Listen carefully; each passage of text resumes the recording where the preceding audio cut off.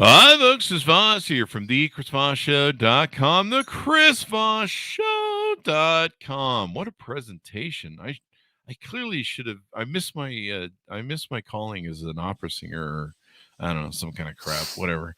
I don't know. Anyway, guys, you know the drill. It's another podcast. Welcome to it. We certainly appreciate you guys tuning in to see the video version of this because it's much better than just listening because there's the eye element for your eyes. It's a new technology they have on youtube.com/Chris Voss. Hit the bell notification button. Go over to goodreads.com/Chris Voss. You can see all the things we're reading and reviewing over there. In fact, there's a giveaway for my book.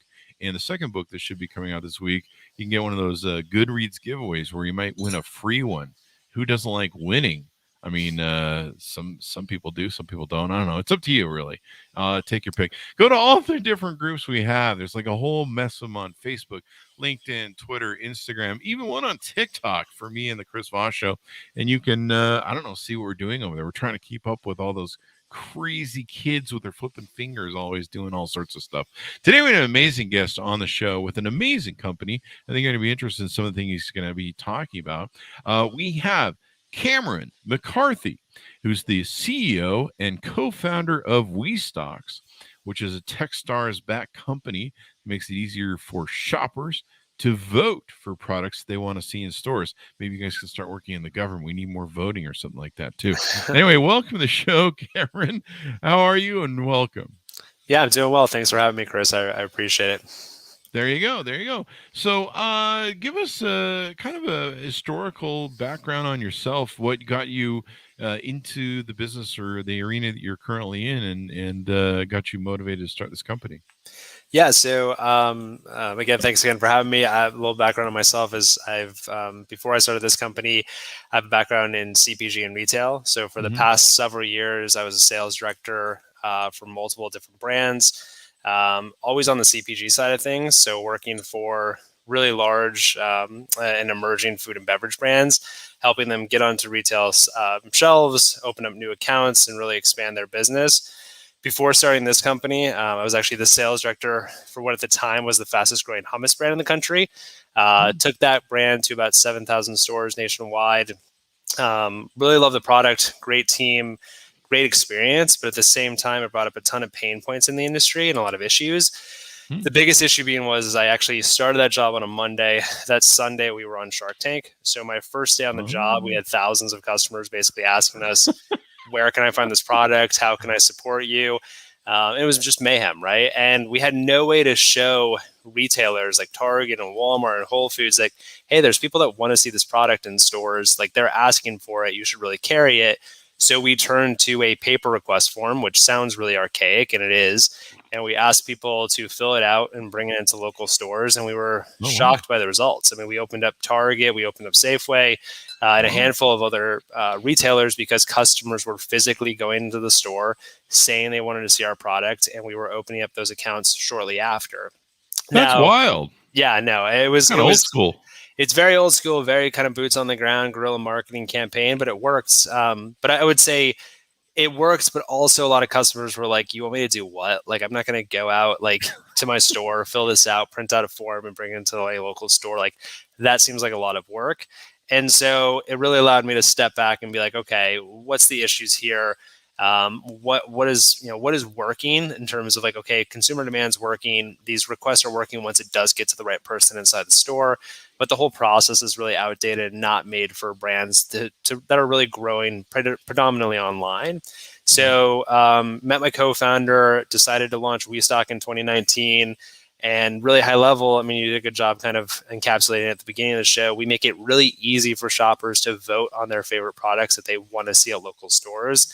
We do that by providing a SaaS product basically to emerging and large CPG brands, mostly, again, like food and beverage brands, that plugs into their website, their social media, their newsletter, basically anywhere where they're engaging with customers. And then we can see, okay, where does Susan shop in the New York area? She shops at Whole Foods. She likes keto products, and she wants to see this product on her shelf. And then we get all that data back to the brand and to the store so that they can expedite product placement and getting that new product on the shelf. That's pretty awesome.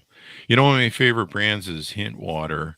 And I like the caffeine version, but I can't find it anywhere. And I actually found it at a local shop here, and I bought like every single one off the shelf on purpose. My friend Carr is going to enjoy this. I bought all of them on purpose so that it would trigger their reorder stock. Like, they would be Yeah. like, "Oh wow, somebody bought out all the caffeine versions of hint water." And darn it, I cannot get those guys to refill it. I think she's production or something, because I've tried to buy it on her website too, and I think with the way everything going on, the way it's going on, but It's a tough thing right now. That's the thing where I was like trying to vote for what I wanted. And I remember Walmart said years ago when they were talking about organics, this is like, I don't know, 10 years and 60 minutes ago or something, and they were like, well, if people vote with their dollar and they vote for what the products that they want, we'll ship them, and then they put more organic stuff in. So I think this is really cool. What's a CPG brands for those, or maybe the layman in the audience that aren't familiar with that terminology? Yeah, and apologies. I hate when people use industry terms and then don't describe what they are. It's like it's not like investment banking that I'm doing over here. So CPG is like consumer packaged goods, right? So any product that you're going to find in your grocery store, in your big box retailer like a Walmart or a Target, any product that's essentially wrapped inside of the store is going to be a consumer packaged good product. So it doesn't matter if it's a pet food, a health and beauty item, a food and beverage product. That's essentially a CPG product, or the CPG industry. Wow. So now the what's the .com on it? It's not a .com. Is it what's the URL for the website?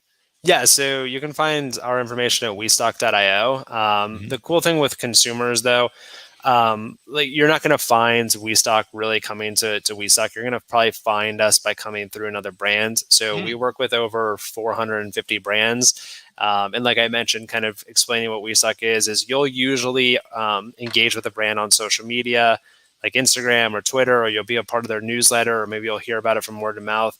And then you'll go to their website, and that's where you'll see a WeStock link on their site. So we're a plugin that sits in with their site. So they kind of do all the hard work by creating that brand trust with the end consumer. And then we capture where that customer shops. And then what we do is we're able to kind of notify that customer then when the product's available at the local store, when it's on promotion. And then we allow that brand to have a one-on-one relationship based off of the store that they shop at.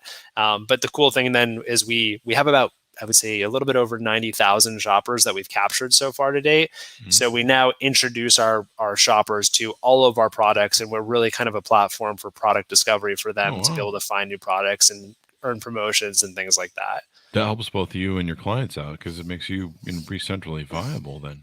Yeah, I mean, it gives us a community element, right? And so for us, like our long-term goal is to really have the biggest audience of hungry and motivated shoppers in the country here over the next few years. So it's been good. And I would say if you're a consumer listening to this, this podcast, check out app.westock.io. That's going to bring you to kind of like our landing page for all of our different brands. And you're going to be able to discover, thousands of new products there.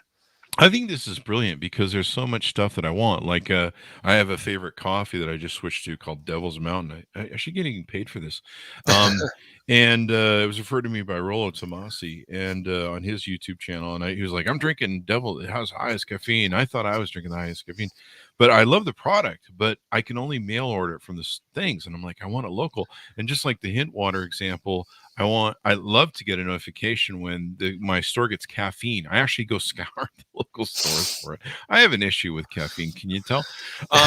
So you guys pioneered this concept platform called crowd stalking. What is that? And is that against the law to stalk someone? Oh, what do you mean crowd stalking? Like, no, I'm just yeah. So no, for us, like what we've been really testing, right, is the whole WeStock as the company, but really kind of the terminology of what we're trying to do is crowd stalking.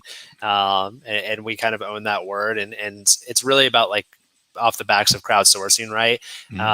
We're cultivating all these different points of consumer demand. We're seeing where customers shop, what products they're interested in, all these different data points. And then the consumer is really owning what that shelf looks like. So the data that we're providing to the retailer and the brand should hopefully make their store reflect the products that they want to see. And that's kind of what crowd stocking is. And now we're taking it a step further. We actually have pilots that are live in both Denver and New York with certain grocery stores where we actually own shelf space inside of the store. Oh, wow. And it's 100% curated by the customers that shop in that store. So we're cultivating all those data points. We're then seeing what products they want on the shelf.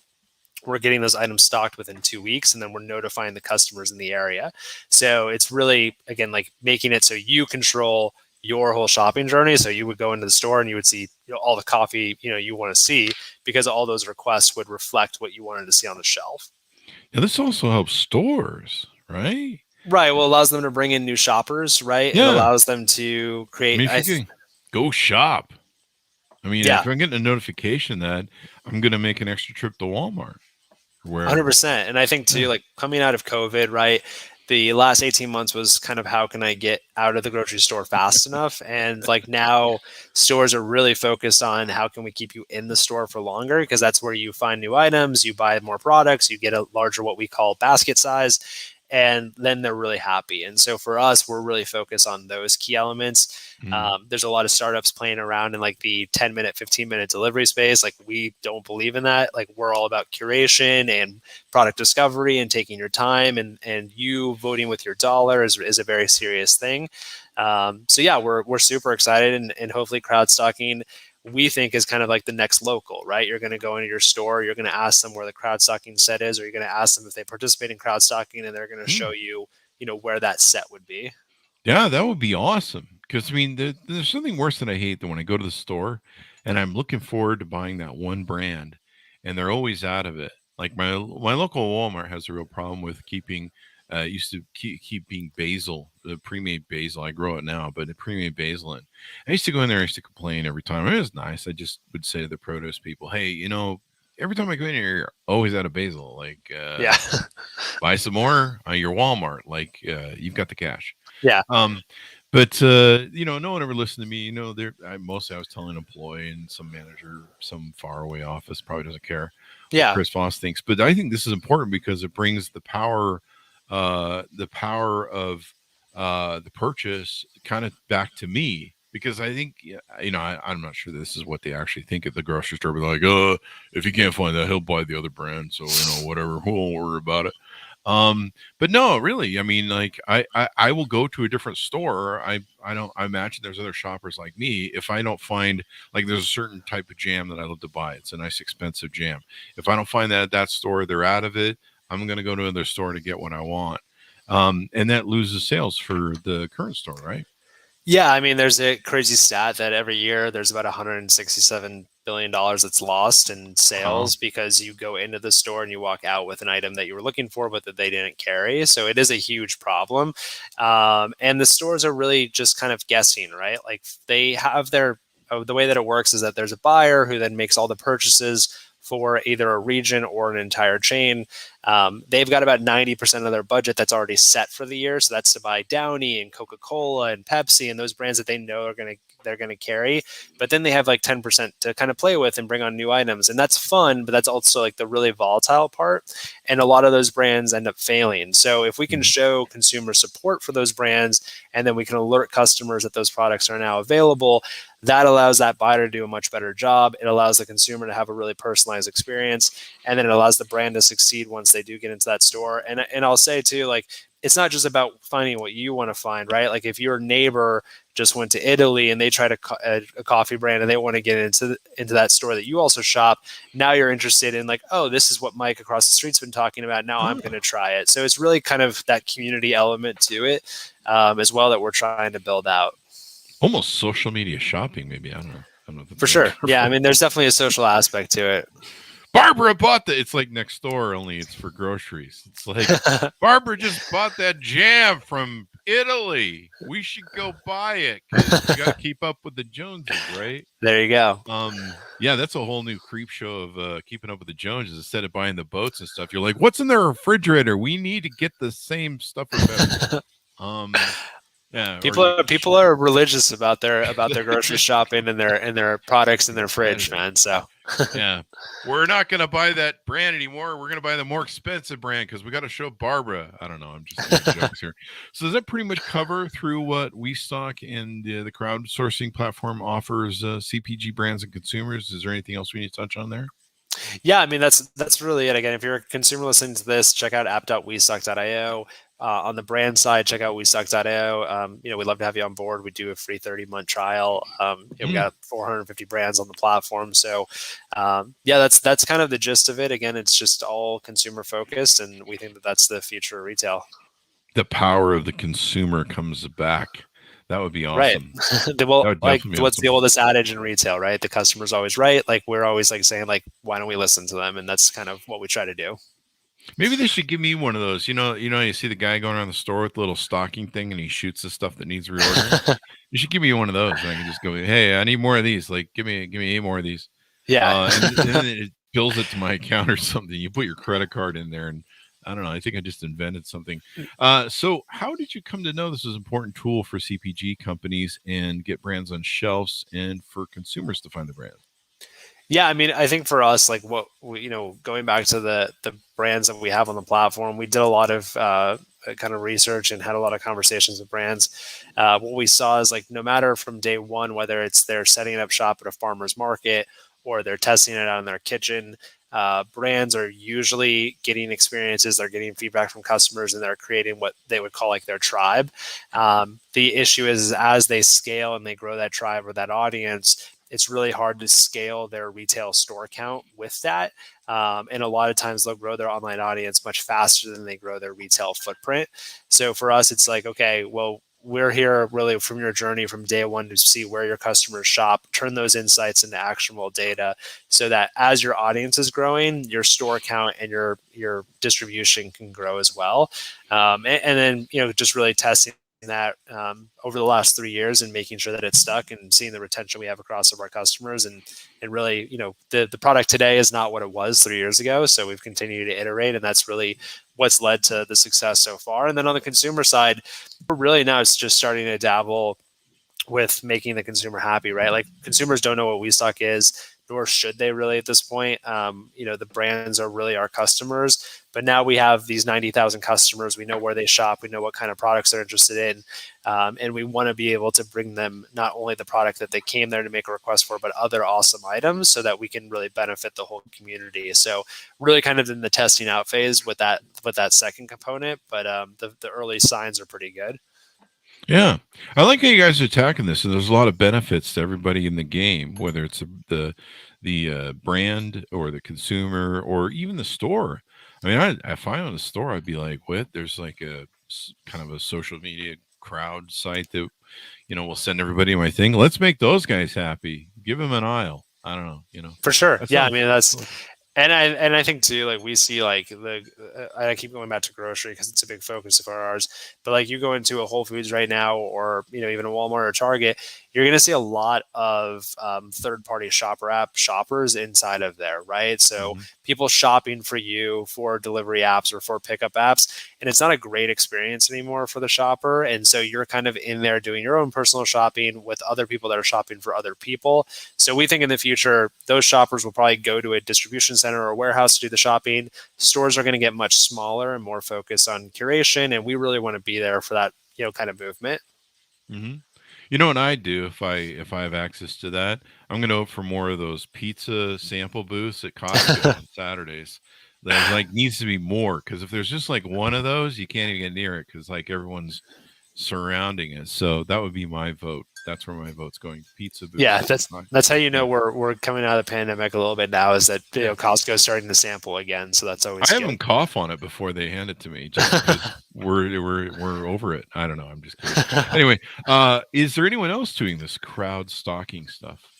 No, I mean we're kind of the first ones playing in the space. You never like to say that you're like the only person doing it. There's obviously a few people that are doing similar things in terms of getting relevant data to emerging brands and selling to same customer base, but no one's really kind of attacking the same value proposition. So the biggest thing for us is we really serve the customer, the brand, and the retailer. And usually most companies just go after one of those things. So makes our lives incredibly harder, but hopefully in the long term, it'll allow us to have a better competitive advantage. I think it's brilliant too. I mean, I know women control most of the spending in this country, like 95%. And I know they're very particular. Like if they want a brand, or if they want a brand, then they're like, we want this one. If you've ever gotten a list from your girlfriend or wife, you're like, okay, I got to get the exact stuff. So this is brilliant because they can go find what they want. And since they're such loyal buyers, I mean, this is a great system for them. What's next for your company, We Stock?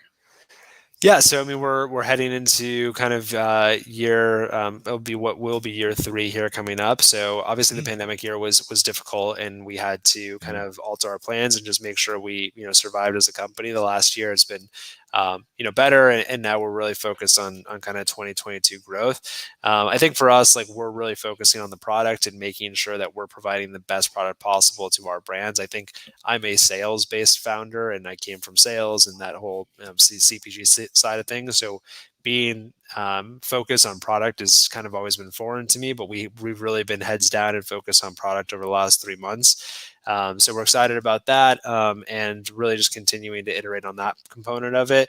And then the second part of it is just that consumer element. So we just launched a newsletter that provides a curated list of brands that we think customers might like. That goes out every single 2 weeks to our thousands of customers. So we're really excited about that. We just launched promotional codes so that our customer bases can access and sample and try new products online before supporting them in store. So a lot of just benefits to those, two bases, consumers and brands, are kind of on the horizon for us. Awesome. I like that. Who are some of your clients, if you don't mind dropping some names? Yeah, so I mean, we work with really big and well-known brands, so like Yingling, which is the oldest America's oldest brewery. We work with Utz Chips, which I'm sure if you went into any grocery store, you'll see an Utz Chips brand. We also work with like Chomps, which is the fastest growing kind of like meat stick and jerky company. And then we work with a lot of great emerging brands. I would say about 50% of our brands do under $1 million in sales a year. So those are the cool brands, right? Where they're just starting to catch on. They're just really iterating on something really cool, and we love to be a part of those stories really early on. But again, a lot of great food and beverage brands, a lot of great celebrity brands too, that are always fun to work with. And I mean, the brands are kind of our lifeblood. We wouldn't be anywhere without them. Yeah. I mean, it's one of the challenges I have too at my local stores is I'll find a brand that I like, and then they'll run out of it. And then I'm always going to, like, when I find something I really love, or maybe I see something on Amazon that's really highly rated, and I'm like, I really want that. I wonder if it's local. I'm always going to people's websites, brands' websites, and trying to see if they have one of those where we sell our products locally. Like, here's the stores that you can go to locally, and you can put in your zip code. And I love websites that have that, but not all brands have that sort of website set up where you can, put in your zip code, and they'll be like, oh, you can go down to your local XYZ and pick up this thing. And so sometimes just like hunt and peck. It's like, well, I don't know, I guess I'll drive over to the one place over there and see, and then drive over there. And every now and then I'll discover something. I'll be like, oh my gosh, they have it here now.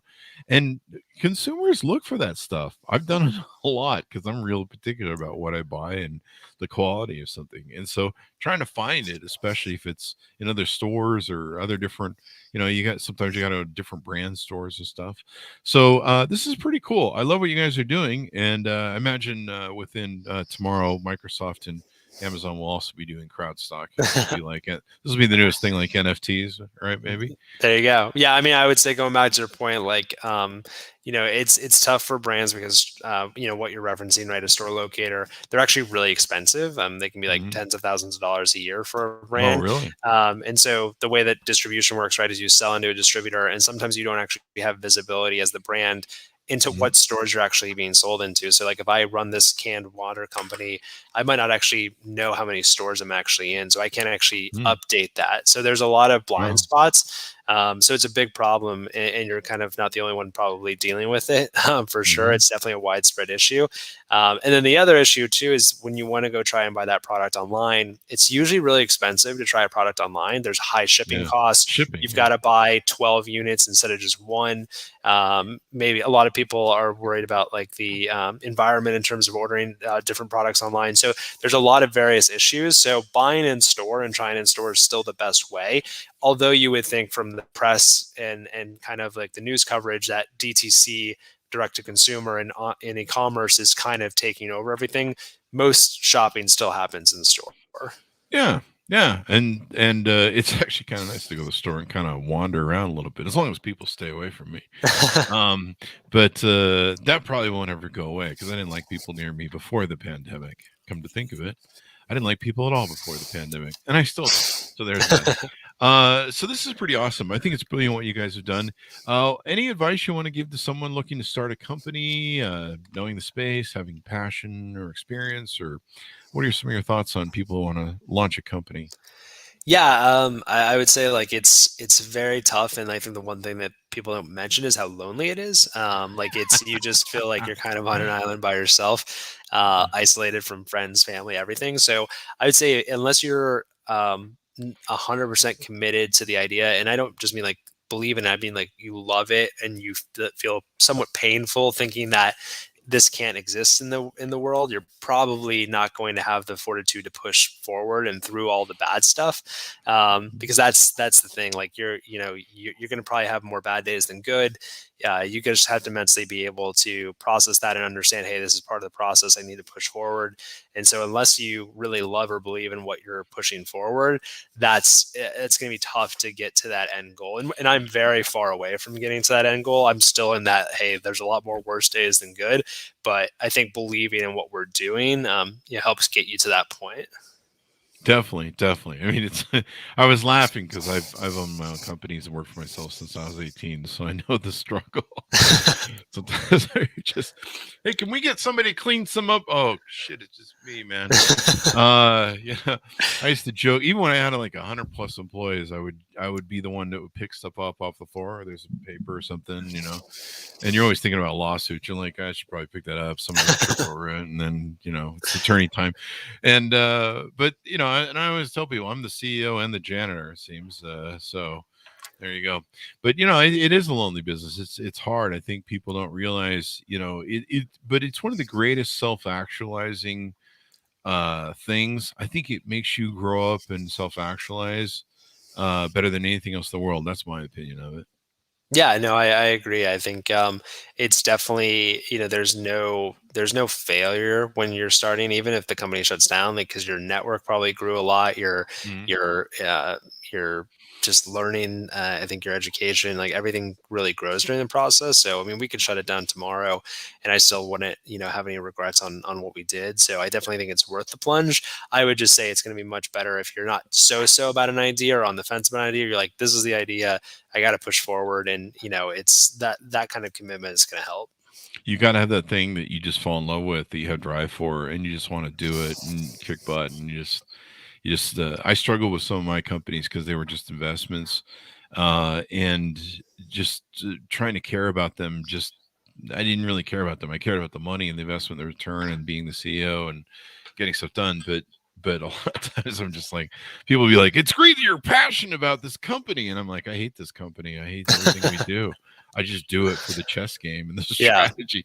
So like, and last time I checked, I get paid for this. I think. So, I love it for that. But yeah, having something you're passionate about, that you love, that you can see the vision for, there's nothing like it, man. It's all the juice when you find it. So congrats to you. I think this is wonderful. I think this is a really interesting space that you're at. And wow, crowd stalking. I learned a new term today. I'm just barely catching up on what NFTs are, and I still don't know. Yeah, maybe you got to shout it from the rooftops. So yeah. We're hoping to build it out. And if you ever need, I'm starting to dabble in NFTs, so I'm starting to slightly get it. So I don't know. It seems, I don't know, NFT, MLM. I don't know. Something. That's just a joke. People, I know what NFTs are and MLMs. Anyway, guys, thanks for tuning in. Give us your plugs one more time, Cameron, so people can find you guys on the interwebs and learn more about you guys. Yeah, so WeStock.io is going to be the best place for brands. App.westock.io is going to be the best place for consumers. Our YouTube channel is probably the best place to find a lot of information about us, a lot of videos and how-tos. So just type in WeStock into YouTube, and then you can check out our Instagram too. Our handle is just _WeStock. So those are all the places you can find us. I'm available at Cameron@westock.io, and yeah, appreciate the time, Chris. There you go. I appreciate you coming by and giving us some advice and telling us about this. We're probably, man, crowd stalking. Now I gotta think about that some more and figure out, otherwise, everybody will be like, "Hey, did you ever hear about crowd stalking? It's the latest thing." And I'll be like, "Darn it, we were early in that." Anyway, guys, thanks for tuning in. Thanks, Cameron, for being here. We certainly appreciate you spending some time. Thanks, man. Appreciate it. There you go. Guys, go to goodreads.com/Chris Voss. You can see everything I'm reading and reviewing over there, all the different authors we're interviewing. Go to youtube.com/Chris Voss. Hit the bell notification. You see all the wonderful videos we're doing. Go to Facebook, LinkedIn, Twitter, Instagram, all those different places. Oh, and if you're not aware yet, we recently got access like 2 days ago to the LinkedIn newsletter feature. And there's like, I think 2,000 people that have signed up in the last 24 hours. So if you get a chance, go check out our LinkedIn newsletter. That's the newest thing. And you'll probably be going out in the next couple of days over that, Cameron. So there's the pressure of that. So yeah, it's pretty interesting. LinkedIn newsletter. Anyway, guys, thanks for tuning in. Be good to each other. And we'll see you guys next time.